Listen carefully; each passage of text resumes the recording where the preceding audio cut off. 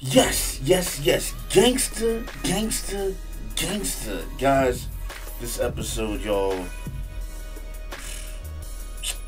This episode, I mean, what can I say? What can I say?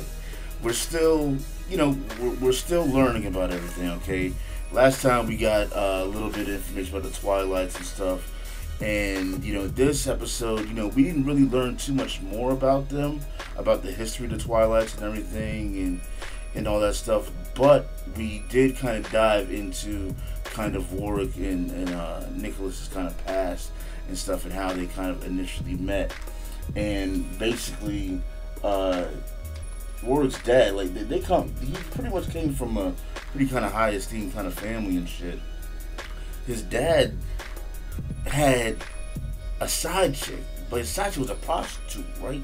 A cheap prostitute that he was just smashing, yo. You know what I'm saying? On the side. He had them chicken walls on the side. You know what I'm saying? But pretty much Worrick as a kid, like, he's being taught personally, like, at home, like, all the time, but he's very attuned to pretty much everything around him and what he's learning and stuff. And like, he's a smart dude. He's a smart kid coming up and shit. So smart that he's like learning shit before it's even being fucking taught to him, because he's reading things and everything. So that's cool. But pretty much how they met is that their bodyguards, I guess the head bodyguard that they had at the time, gave Worrick his own personal bodyguard, which was Nicholas, years ago. Like when around they were, I guess, like between 15 and 17 or so. And that's kind of how they met. And that head bodyguard was like someone that was going against a certain Twilight faction at the time and shit.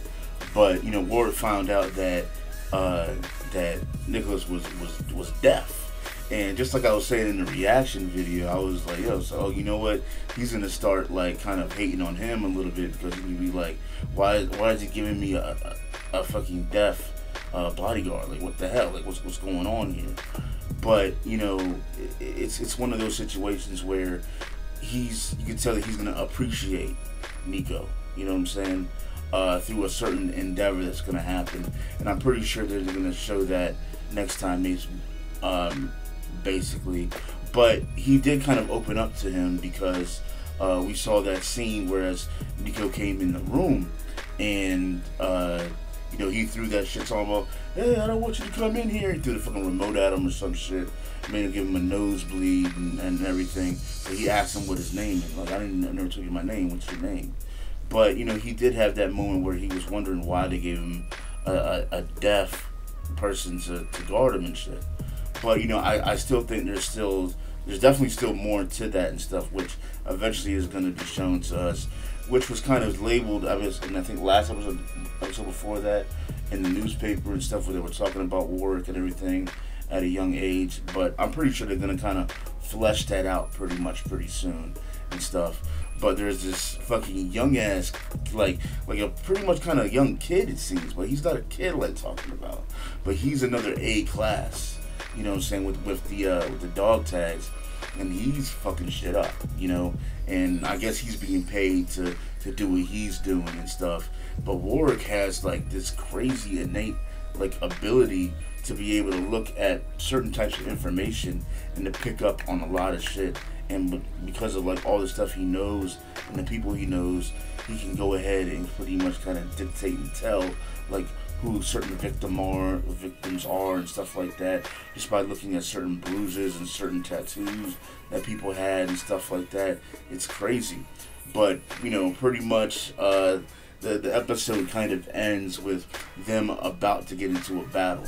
2 A classes. And this is something that pretty much a lot of people don't kind of see too much. This is going to be crazy. This fucking young dude looks like he's fucking nasty. It looks like he's about to fucking get sick with it. He's very agile. But Nico, he's a beast. He's agile too. He's got that long ass blade, man.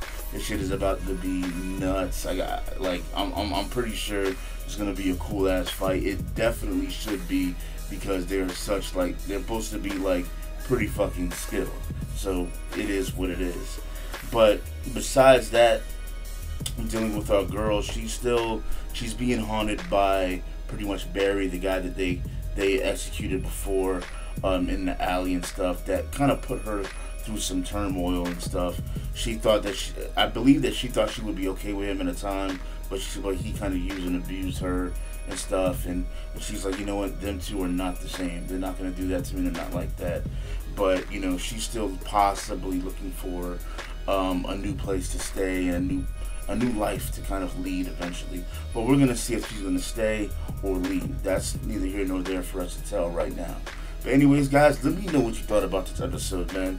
Leave your comments below. Remember to follow me on Twitch, Twitter, and Facebook so you know when my videos go live. I'm CenTruL.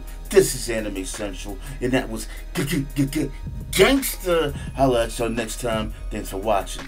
Peace. Your love and affection grows inside of me. Even though since birth cursed with the cutie, getting older, the QB made a new me. One and the same, change that world you'll see. Doesn't matter if you're Uchi, how you die.